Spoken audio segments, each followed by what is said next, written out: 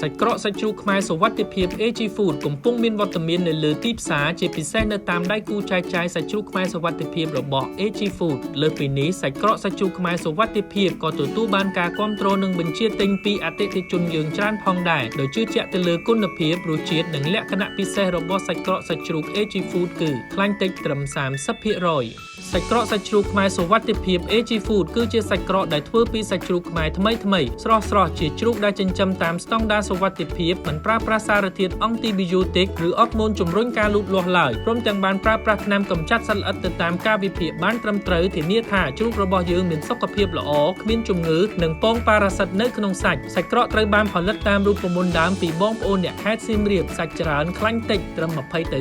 30% ជាពិសេសមិនមានដាក់សារធាតុរក្សាទុកដែលប៉ះពាល់ដល់សុខភាពអ្នកហូបយើងធ្វើសម្ងួតបានល្អជាមួយការវេចខ្ចប់ត្រឹមត្រូវតាមស្តង់ដារចំណីអាហារធានាថាសាច់ក្រកសាច់ជ្រូកខ្មែរ AG Food សុវត្ថិភាពតាំងពីចិញ្ចឹមរហូតដល់ដៃអ្នកទទួលទានសូមទំនាក់ទំនងមកយើងខ្ញុំឥឡូវនេះតាមរយៈលេខទូរស័ព្ទឬតាមបណ្ដាញសង្គម AG Food សម្រាប់ការបញ្ជាទិញរាយបោះដុំបន្តឬអាចរកជាវបាននៅតាមបណ្ដាដៃគូចែកចាយរបស់ AG Food ដែលនៅជិតលោកអ្នកបំផុត AG Food កសិផលសុវត្ថិភាពគុណភាពល្អបំផុតរបស់កម្ពុជា